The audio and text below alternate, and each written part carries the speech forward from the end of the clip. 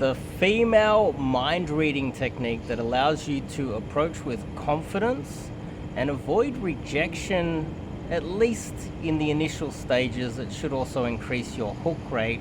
I'm going to reveal that right now, but before we get into it, if you like my content, why don't you click that subscribe button and give me a bit of a thumbs up. Now, we start with three things. The most important thing to start with, to basically read the mind of the girl before you approach her and figure out whether you want to approach her at all, is her body language.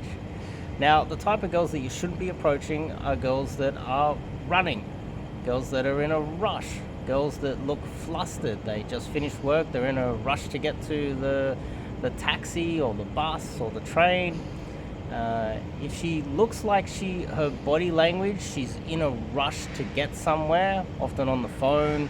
She could be power walking, carrying something heavy. She could have her AirPods in, on the phone, looking flustered.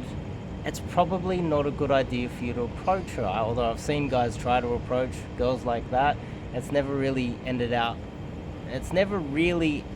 too well for the guys. So what you want to be doing is looking at her body language. If she's not in a rush, if she's pretty chill, if she looks relaxed, and if she somewhat looks bored, she might look lonely and bored. That's the type of body language that you should be approaching. A bored girl that's walking slow, she looks like she's window shopping, she might look like she's lost. There's your opener. Are you lost?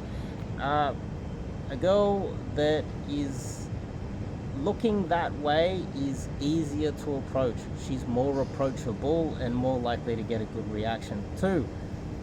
Now, is she the type of girl that you shouldn't be approaching? I would say is a girl that's not really taking care of herself.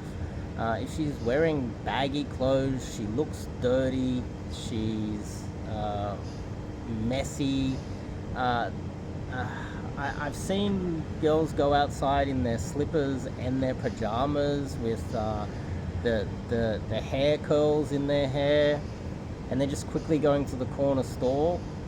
Approaching that type of girl is probably not a good idea. She's not really taking care of herself.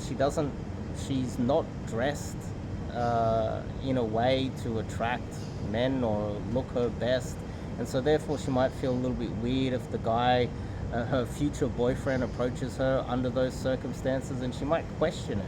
So what you want to be doing is approaching a girl that kind of looks at her, not at her best, but at least she's got it all going on. It's looking okay. She's put together. Her clothes are nice and clean and put together. Her makeup's on.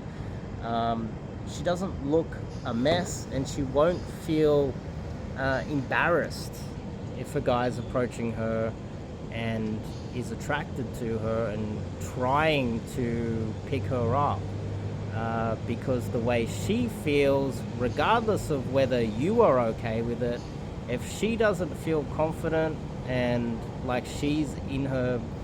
Here's an example. So I have a girl that was supposed to meet me tonight, and she messaged me saying that something went wrong with her makeup bag or something.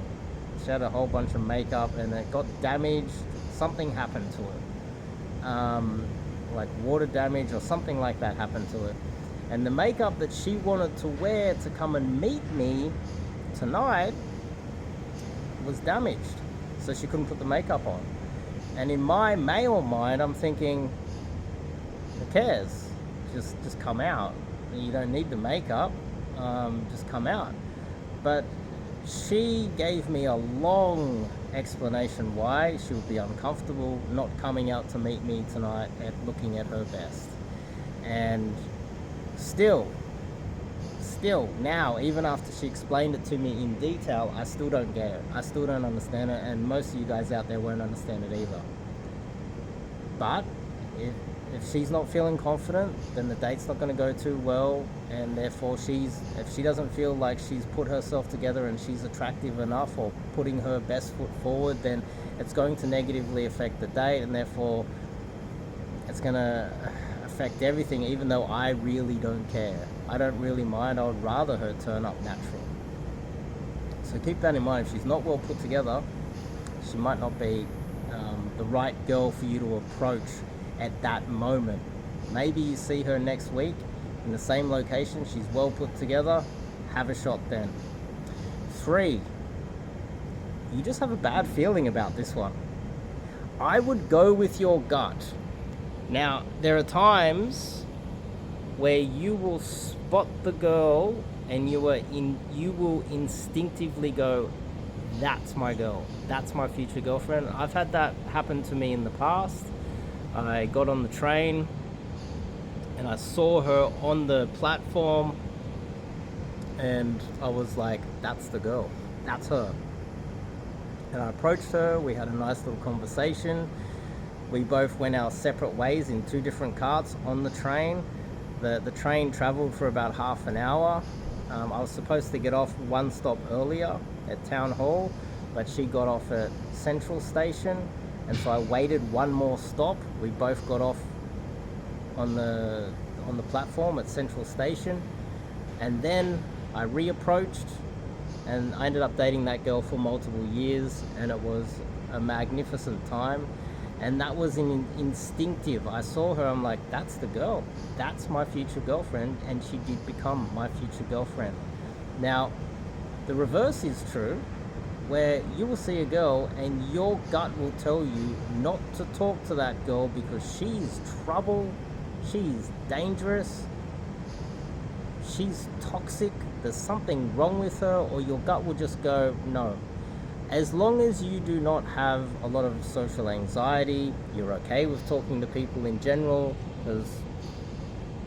and you're not just making up excuses, you can trust your gut under those circumstances. So they're the 3 tips that I would say that can help you to basically read the mind of the girl before you even approach her.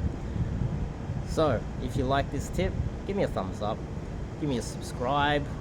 And if you want to learn more about cold approach, dating in general, I also recommend that, and I'm getting great results with my online coaching, online mentorship. You basically have a like-minded guy like myself that is out there living this life, and you can call me at any time, send me screenshots of text messages, send me profiles if you have a dating profile, send me audios of approaches. We will go live and I will listen to you doing a DG session and give you live feedback while you're in set, no matter where you are in the world.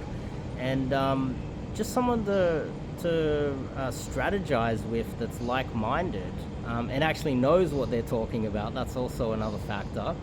On the other side of the world, because of the social conditioning, especially in the West, it is almost forbidden for us as men in the West to find a girlfriend and have some babies and, you know, make enough money to keep a roof over our head. We've become indentured slaves to the government in some aspects. Some countries, especially my country, Australia, has become a totalitarian, Orwellian nightmare. And the social conditioning of men, it is hard for you to go down to the pub and speak to the boys about it. The government just wants them to get drunk, watch the football, believe the news, and become a slave. But having someone like me to talk to about this that's like-minded is priceless. And I recommend you sign up to some online mentorship for that very reason. So think about that, and I'll see you guys in the next video. Give me a thumbs up.